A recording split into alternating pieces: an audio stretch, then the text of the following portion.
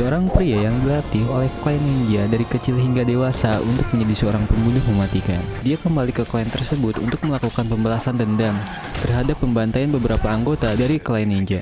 Kerjasama dengan seorang agen perempuan dari Interpol, pria itu membabat semua musuh-musuhnya hingga ia menemukan kenyataan ada pengkhianatan. Halo semuanya, apa kabar? Selamat pagi dan selamat siang, selamat sore dan selamat malam, selamat aktivitas dan selamat rebahan, selamat yang berjuang bagi yang ditinggalkan. Kembali lagi di channel gue, di Bisikan Film. Tapi, sebelum gue cerita, alangkah baiknya kita subscribe dulu guys. Judul film ini adalah Ninja Assassin, yang dirilis tanggal 26 November 2009 di Indonesia. Film ini disutradarai oleh James Takei. James ini pernah menjadi asisten sutradara di beberapa film seperti Dark City di tahun 1998, Trilogi Matrix, Star Wars di tahun 2022, dan masih banyak lainnya. Untuk pemainnya adalah Ren sebagai Nenju, Naomi sebagai Mika, Shiho sebagai Ojunu, Rikyu sebagai Takeshi, dan satu lagi ada yang bernamanya. Tanpa basa-basi dan tanpa banyak nanya, langsung saja ke ceritanya. Dimulai seorang pria dewasa dan kawan-kawannya yang sedang bertato. Dia ditato oleh Pak Botak berkacamata bulat. Pak Botak ini berkata bahwa seni tato itu adalah mencerminkan diri sendiri. Tapi tato yang dibuat pria ini adalah tato yang bertolak belakang dengan dirinya. Hal itu memicu kemarahan pria ini.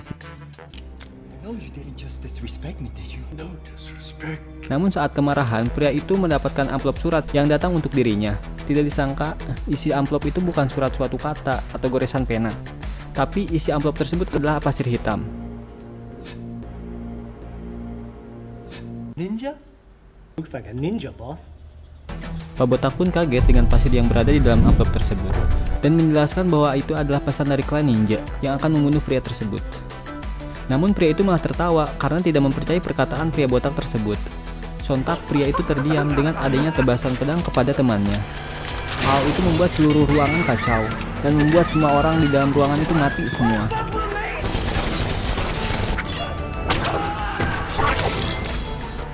Berpindah ke kota Berlin, terlihat seorang Interpol wanita yang sedang menyelidiki suatu kasus. Wanita itu adalah Mika. Kasus tersebut adalah kasus di mana seseorang terbunuh diduga oleh ninja. Namun atasannya yang bernama Rian tidak percaya karena tidak ada fakta di era sekarang ninja itu ada dan tidak masuk di akal.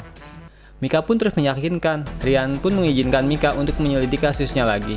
Kemudian Mika menuju ke tempat di mana orang yang terbunuh misterius. Hal itu membuat Mika curiga karena pembunuhan tersebut tidak ada jejak sama sekali.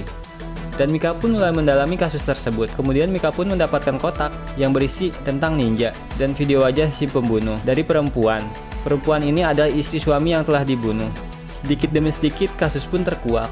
Namun di sini ada agen dari Interpol lain yang memberikan peringatan akan kasus yang diselidiki oleh Mika untuk tidak melanjutkan penyelidikan itu. Bisa ditebak bahwa pembunuh itu sedang ditutupi karena adanya sesuatu di Interpol.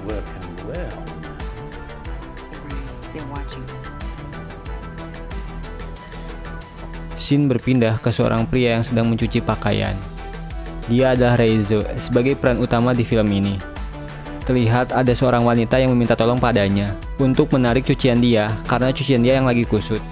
Namun, Reizo mengetahui bahwa wanita tersebut adalah seorang ninja. Perkelahian pun terjadi yang membuat wanita itu mati dalam mesin cuci.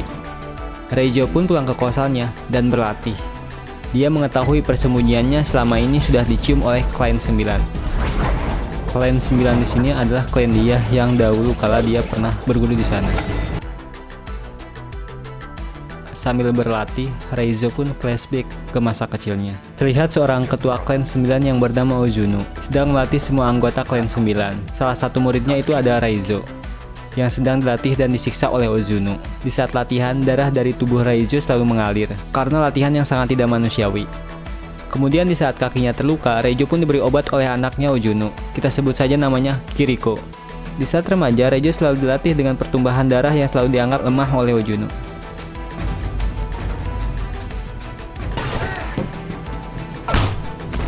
Keesokan harinya, Kikoro memotong tali pohon yang sedang ditanam.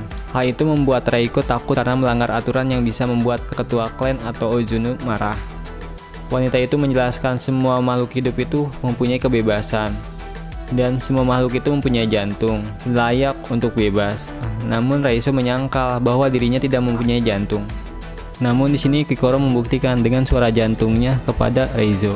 Reizo pun mempercayai akan omongan Kikoro. Di malam hari terlihat Kikoro akan kabur. Reizo pun mengejar si Kikoro dan melarang untuk melakukan hal tersebut karena berdampak nanti jika diketahui sama klan 9, dia akan terbunuh sia-sia.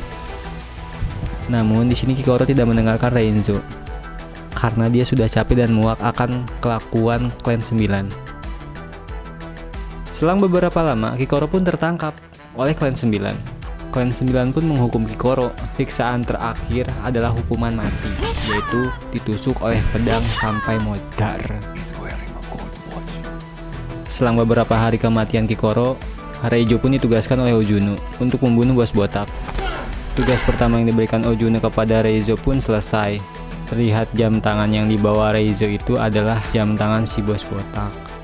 Ojunu pun memberikan tugas kedua, yaitu untuk membunuh seorang wanita, di mana wanita ini adalah klan 9 yang akan kabur di tempat perguruannya. Namun Reizo bukannya membunuh wanita itu, malah dia menarik senjatanya berniat untuk membunuh Ojunu. Tapi serangannya meleset pada mata Ojunu. Hal itu membuat Reizo diserang oleh murid Ojunu dan masuk ke dalam sungai yang berada di situ. Reizo pun diburu oleh klan 9 karena pengkhianatan kepada bosnya. Waktu pun berpindah di masa sekarang. Terlihat Mika pulang dari penyelidikan kasusnya, namun tiba-tiba segerombolan ninja menyerang dia. Dan untungnya ada Reizo yang menolong dia, hingga Mika selamat akan serangan itu. Di sini diketahui klan 9 menilai Reizo sebagai pengkhianat yang sedang diburu oleh klan lamanya. Reizo dan Mika kabur karena ninja yang dihadapinya terlalu banyak. Hingga di suatu tempat, Reizo meminta Mika mengganti baju dan membuang asap rokok ke tubuh Mika untuk menghilangkan aroma badannya agar tidak tercium oleh ninja lainnya. Mika pun melaporkan kepada Rian akan kejadian yang sedang terjadi saat itu. Rian pun mengarahkan Mika ke suatu tempat. Namun ternyata Rian berkhianat kepada Mika hingga akhirnya Reizo ditangkap oleh Interpol. Di saat Reizo diinterogasi oleh Interpol, dia memperingatkan bahwa akan ada klien ninja yang datang membunuhnya, bahwa semua Interpol di sini akan terbunuh. Namun hal itu tidak didengarkan oleh pihak Interpol. Dan akhirnya para klien 9 datang untuk membunuh semua Interpol di sana.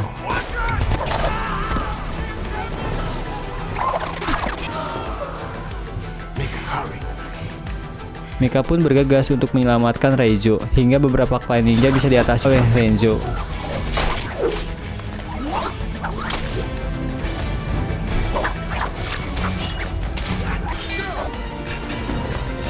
Reizo pun terluka parah karena pertarungan yang tidak seimbang. Namun Reizo menyerahkan diri ke klan 9 dan memakan pil pendeteksi lokasi. Reizo pun dimasukkan ke dalam peti dan diseret oleh klan 9. Di sini Reizo dipertemukan kembali dengan gurunya yang dulu melatih dan menyiksanya. Gurunya pun meminta anak buahnya untuk mengikat dan menyiksanya sambil diikat di lapangan di tempat latihannya dia dulu. Namun tiba-tiba pukulan yang dilontarkan oleh ketua klan ke perut Reizo membuat pendeteksi lokasi itu menyala dari perut Reizo, sehingga Interpol bisa langsung datang ke lokasi tersebut. Perang pun tidak bisa dihindarkan antara ninja dan Interpol. Reizo pun dilepaskan oleh Mika. Setelah membebaskan Reizo, Mika pun tertusuk pedang di jantungnya. Reizo pun langsung ke dalam rumah para ninja tersebut untuk membunuh semua klan 9 dan orang yang telah menusuk Mika. Terlihat Ojunu yang duduk manis menunggu kedatangan Reizo untuk 1 lawan 1. Pertarungan ini sangat sengit, seru akan akhirnya seperti apa.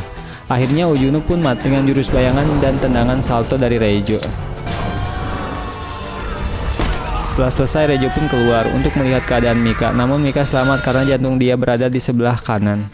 Reizo pun menghilang, film pun selesai.